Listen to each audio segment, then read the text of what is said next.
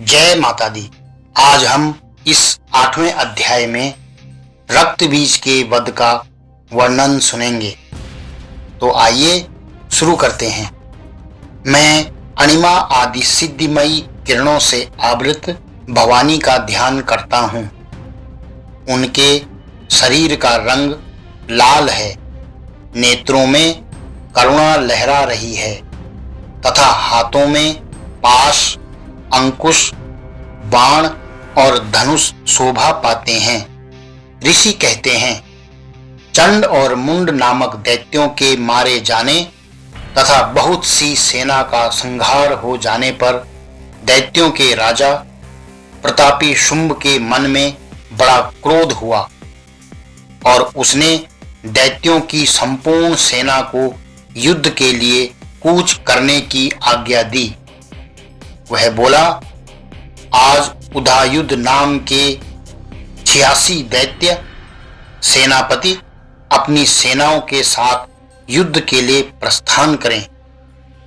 कंबु नाम वाले दैत्यों के 84 सेना नायक अपनी वाहनी से घिरे हुए यात्रा करें। 50 कोटि वीर्य कुल के और 100 धौम्र कुल के असुर सेनापति मेरी आज्ञा से सेना सहित कूच करें। कालक, दौहर्द, मौर्य और कालकेय असुर भी युद्ध के लिए तैयार हो मेरी आज्ञा से तुरंत प्रस्थान करें। भयानक शासन करने वाला असुरराज शुंभ इस प्रकार आज्ञा दे सहस्त्रों बड़ी बड़ी सेनाओं के साथ युद्ध के लिए प्रस्थित हुआ। उसकी अत्यंत भयंकर सेना आती देख चंडिका ने अपने धनुष की टंकार से पृथ्वी और आकाश के बीच का भाग गुंजा दिया। राजन, तदंतरन देवी के सिंह ने भी बड़े जोर जोर से दहाड़ना आरंभ किया। फिर अंबिका ने घंटे की शब्द से उस ध्वनि को और भी बढ़ा दिया। धनुष की टंकार, सिंह की दहाड़ और घंटे की ध्वनि से संपूर्ण दिशाएं गूंज उठी। उस भयंकर शब्द से काली ने अपने विकराल मुख को और भी बढ़ा लिया तथा इस प्रकार वे विजयनी हुई। उस तुमुल नाद को सुनकर दैत्यों की सेनाओं ने चारों ओर से आकर चंडिका देवी, सिंह तथा काली देवी को क्रोधपूर्वक घेर लिया।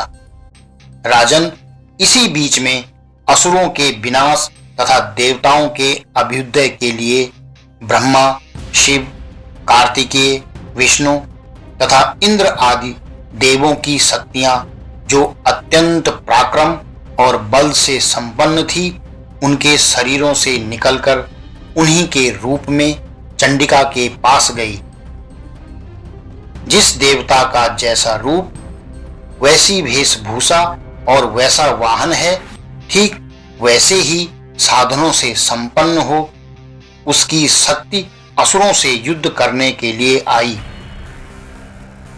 सबसे पहले हंस युक्त विमान पर बैठी हुई अक्षसूत्र और कमंडलू से सुशोभित ब्रह्मा जी की शक्ति उपस्थित हुई, जिसे ब्रह्माणी कहते हैं। महादेव जी की शक्ति वृषभ पर आरूढ़ हो, हाथ में श्रेष्ठ त्रिशूल धारण किए, महानाग का कंकण पहने, मस्तक में चंद्र रेखा से विभूषित हो वहां आ पहुंची। कार्तिकेय जी की शक्ति रूपा जगदंबिका उन्हीं का रूप धारण किए श्रेष्ठ मयूर पर आरूढ़ हो, हाथ में शक्ति लिए दैत्यों से युद्ध करने के लिए आई। इसी प्रकार भगवान विष्णु की शक्ति गरुड़ पर विराजमान हो शंख, चक्र, गदा, धनुष तथा खड्ग हाथों में लिए वहां आई। अनुपम यज्ञवाराह का रूप धारण करने वाले श्री हरि की जो शक्ति है, वह भी वाराह शरीर धारण करके वहां उपस्थित हुई। नारसिंगी शक्ति भी नरसिंह के समान शरीर धारण करके वहां आई। उसकी गर्दन के बालों के झटके से आकाश के तारे बिखरे पड़ते थे। इसी प्रकार इंद्र की शक्ति वज्र हाथ में लिए गजराज ऐरावत पर बैठकर आई। उसके भी सहस्त्र नेत्र थे। इंद्र का जैसा रूप है वैसा ही उसका भी था। तदंतरन उन देव शक्तियों से घिरे हुए महादेव जी ने चंडिका से कहा, मेरी प्रसन्नता के लिए तुम शीघ्र ही इन असुरों का संहार करो। तब देवी के शरीर से अत्यंत भयानक और परम उग्र चंडिका शक्ति प्रकट हुई, जो सैकड़ों गिदड़ियों की भांति आवाज करने वाली थी। उस अपराजिता देवी ने धूमिल जटा वाले महादेव जी से कहा, भगवान, आप शुंभ निशुंभ के पास दूत बनकर जाइए और उन अत्यंत गर्वीले दानव शुंभ और निशुंभ दोनों से कहिए, साथ ही उनके अतिरिक्त भी जो दानव युद्ध के लिए वहां उपस्थित हों उनको भी यह संदेश दीजिए, दैत्यों, यदि तुम जीवित रहना चाहते हो तो पाताल को लौट जाओ। इंद्र को त्रिलोकी का राज्य मिल जाए और देवता यज्ञ भाग का उपभोग करें। यदि बल के घमंड में आकर तुम युद्ध की अभिलाषा रखते हो तो आओ, मेरी शिवाएं तुम्हारे कच्चे मांस से तृप्त हों।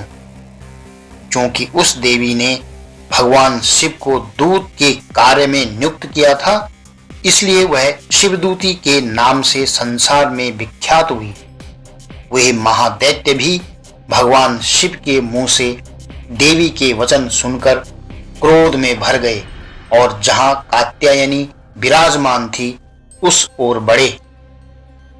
तदंतरन वे दैत्य अमरस में भरकर पहले ही देवी के ऊपर बाण, शक्ति और सृष्टि आदि अस्त्रों की वृष्टि करने लगे। तब देवी ने भी खेल खेल में ही धनुष की टंकार की और उससे छोड़े हुए बड़े बड़े बाणों द्वारा दैत्यों के चलाए हुए बाण, शूल, शक्ति और फरसों को काट डाला। फिर काली उनके आगे होकर शत्रुओं को शूल के प्रहार से विदीर्ण करने लगी और खटवाण से उनका कचूमर निकालती हुई रणभूमि में विचरने लगी।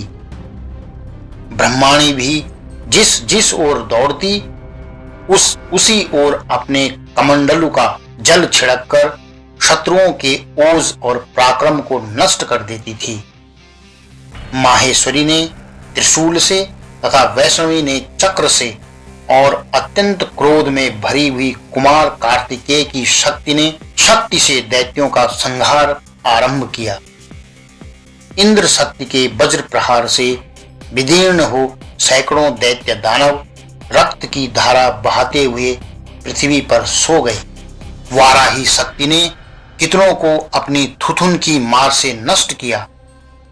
दाढ़ों के अग्रभाग से कितनों की छाती छेद डाली तथा कितने ही दैत्य उसके चक्र की ओर से विदीर्ण होकर गिर पड़े। नारसिंगी भी दूसरे दूसरे महादैत्यों को अपने नखों से विदीर्ण करके खाती और सिंहनाद से दिशाओं एवं आकाश को गुंजाती हुई युद्ध क्षेत्र में विचरने लगी। कितने ही असुर शिवदूती के प्रचंड अट्टहास से अत्यंत भयभीत हो पृथ्वी पर गिर पड़े और गिरने पर उन्हें शिवदूती ने उस समय अपना ग्रास बना लिया। इस प्रकार क्रोध में भरे हुए मात्र गणों को नाना प्रकार के उपायों से बड़े बड़े असुरों का मर्दन करते देख दैत्य सैनिक भाग खड़े हुए। मात्र गणों से पीड़ित दैत्यों को युद्ध से भागते देख रक्तबीज नामक महादैत्य क्रोध में भरकर युद्ध करने के लिए आया। उसके शरीर से जब रक्त की बूंद पृथ्वी पर गिरती तब उसी के समान शक्तिशाली एक दूसरा महादैत्य पृथ्वी पर पैदा हो जाता।